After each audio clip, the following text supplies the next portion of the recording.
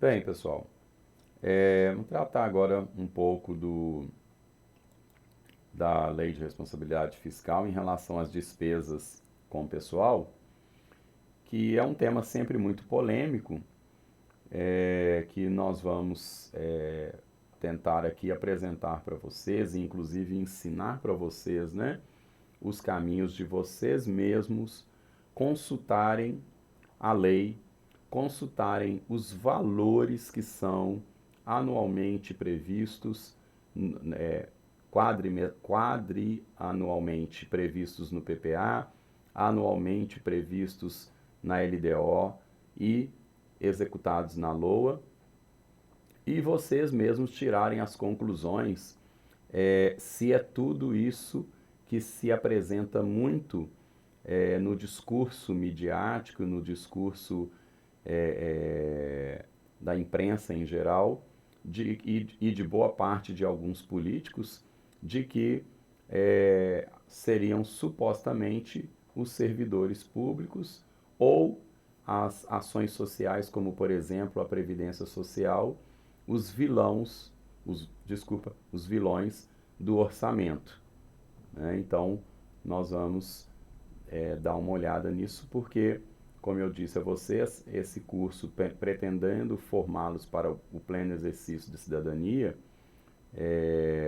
creio que muitos aqui são servidores públicos, ou muitos outros pretendem vir a ser, alguns podem já ter sido, então, enfim, independente de se não sou, nunca fui, nunca serei, mas nós precisamos, né, de fato estabelecer e trabalhar com a verdade, né, com fatos. Então, o que a Lei de Responsabilidade Fiscal traz sobre as despesas com o pessoal, né?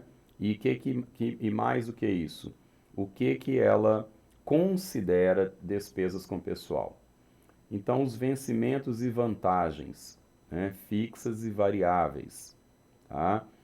Então, aquele salário mensal, alguma vantagem, não tem essa situação de, às vezes, o prefeito, o governador, a presidência da república dá um abono salarial, então entra aqui como despesa de pessoal.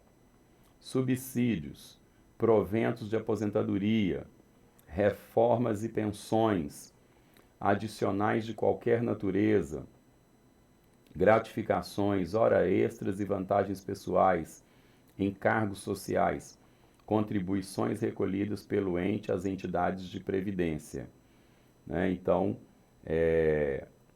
pensando aqui, por exemplo, no INSS, né, que é a questão da previdência, assim como os patrões privados recolhem uma parte, né, para guardar lá para a aposentadoria do seu funcionário, os entes federados, né, os setores públicos também fazem. Então, tudo isso entra na despesa de pessoal. São definidos em lei os limites mínimos de gastos com educação e saúde e o limite máximo de gasto com pessoal.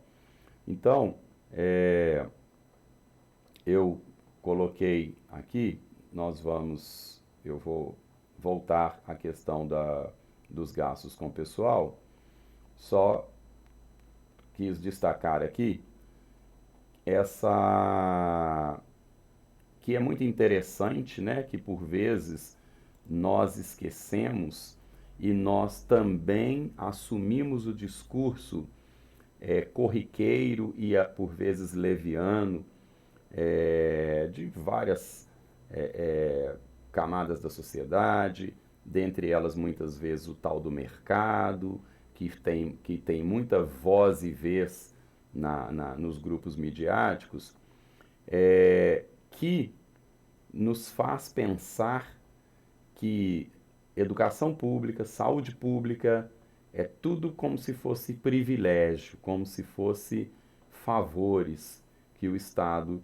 está nos fazendo, né? E muito antes, pelo contrário, vocês vão ver, também vou dar um spoiler aqui, né? Que está na lei esses investimentos, está na lei os mínimos, e nós vamos ver que historicamente, tá, governo nenhum, desde a Constituição de 88, antes então nem se fala, até porque não se estava também estabelecido, não aplicam os mínimos estabelecidos em lei nessas áreas de grande importância social. Ok? Então, na educação, de acordo com a Constituição Federal, no artigo 212, o município deverá destinar à educação não menos que 25% de sua arrecadação. Desses 25%, 60% deve ser destinados ao financiamento do ensino fundamental e os 40% restantes ao financiamento de outros níveis de ensino, como, por exemplo, o ensino infantil. Né? E aí é onde nós temos municípios ricos como São Paulo, que investe até em ensino superior. Tá? Então, veja que a prioridade, né, 60%, deve ser no ensino fundamental. Os outros 40% pode ser em qualquer nível de ensino, inclusive no próprio ensino fundamental. Tá, ok? Então, às vezes, quando o município é pequeno, a arrecadação é pouca, então ele investir nos outros níveis de ensino vai ser tão pouco que é melhor ele investir prioritariamente e todo aquele recurso que ele tem no ensino fundamental. É por isso que muitos, e isso é importante que se saiba quem vai para o Conselho de Saúde, quem vai para o Conselho de Educação, né, para você acompanhar o orçamento do município e saber se está sendo efetivamente praticado. Porque tem uma situação, pessoal. Os prefeitos, os governadores, presidência, tendem, né, a seguir a lei. Mas não nos iludamos. Se não houver fiscalização, como diz, passa batido. Tá? Passa batido mesmo. Tá? Então, ou seja, o prefeito, não estou falando que ele está desviando por corrupção, não estou falando que ele está desviando para o bolso dele. Né? Mas, se ele tem uma verba X da educação e o Conselho de Educação não é atuante, não sabe esses princípios básicos de receita, de despesa, de lei de responsabilidade fiscal, das transferências que o município recebeu do Estado e da União, fica lá, como diz, bobo olhando. Prefeito, conheço inúmeros, vão lá e faz o quê? Fica sempre dizendo para o professor, para a professora, que não tem dinheiro para um plano de carreira justo, não tem dinheiro para investir efetivamente na melhoria da qualidade da educação, e faz o quê? Põe aquele dinheiro em obras, porque obra dá voto. Educação é subjetiva, raramente dá voto, certo? Então, ou seja, é a cidadania nossa, na sua plenitude, que nós vamos fiscalizar e exigir. Ah, mas e a Câmara dos Vereadores? Ó, gente, por favor, né? A maioria das câmaras, inclusive, a primeira coisa que fazem, inclusive muitas vezes a boa parte dos que se elegeram por oposição, é ir lá e se alinhar ao prefeito em troca o quê? Em troca de obras nos seus currais eleitorais, para quê? Para se reeleger. Né? O que eu estou falando aqui, creio que não é nenhuma novidade para a maioria de vocês, mas observe o município de vocês, observe o município ao lado, né? E isso não é no Espírito Santo, não é em Minas, não é no Ceará, não é em Pernambuco, isso é Brasil afora. Né? Então, ou seja, então, se não houver a efetiva participação da população para fiscalizar, para denunciar, e o Ministério Público? Gente, vocês acham que o Ministério Público, 5.800 municípios, né? Vimos aí não há Ministério Público Municipal, há pouquíssimos, né? São os Ministérios Públicos do Estado que atendem. Então, vocês acham que eles têm pessoal para ficar fiscalizando anualmente a conta de cada...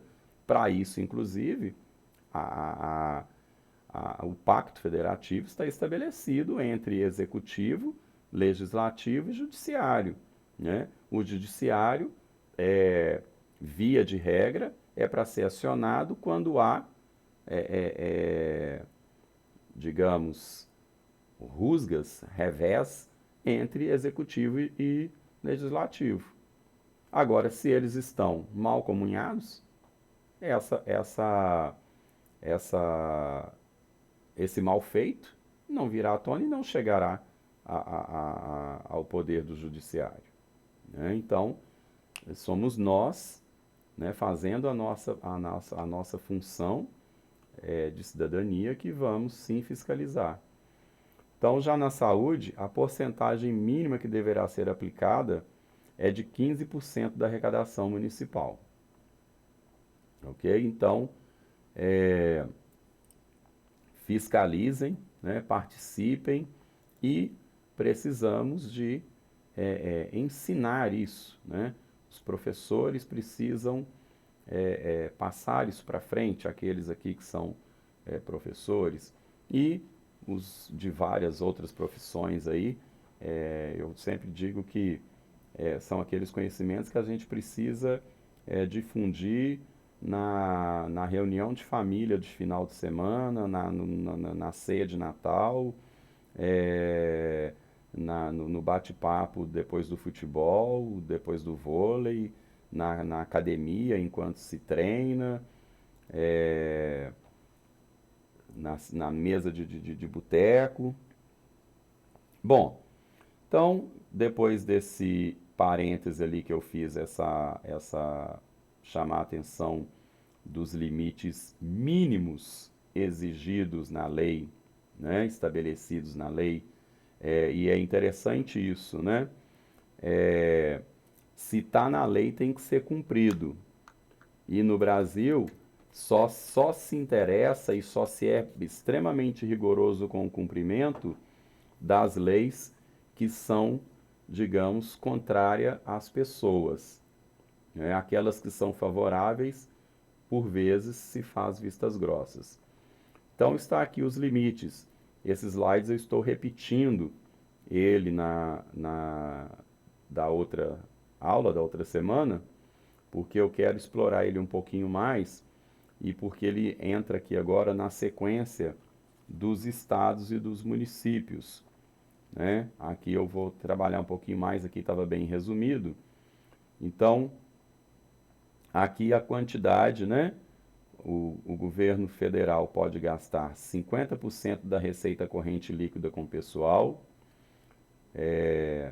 37,9% do executivo, 6% do judiciário, 3% de custeio de despesas do Distrito Federal e dos territórios, 2,5% para o legislativo, incluindo o TCU, e 0,6% para o Ministério Público. E os estados, 60%, né? Nessa distribuição aqui, 49% para o executivo, 6% para o judiciário, 3% para o legislativo, incluindo o TCE, os tribunais de contas dos municípios, se houver, e 2% para o Ministério Público Estadual. E nos municípios, 54% para o executivo e 6% para o legislativo. E incluindo os tribunais de contas do município para algumas capitais, se houver. A Lei de Responsabilidade Fiscal determina 2 limites distintos para os gastos com pessoal no setor público: 50% para a União e 60% para os estados e municípios. Aqui, né, como já vimos, na esfera estadual. Aqui, para a esfera municipal. Por que eu estou reforçando isso? Porque eu quero agora trazê-los nesse slide aqui, vocês, estou deixando links, vou colocá-los na plataforma também, mas vocês podem copiar, né? Então, para nós vermos alguns dos documentos que nós tratamos aqui hoje. Eu vou interromper a gravação e já voltamos já já.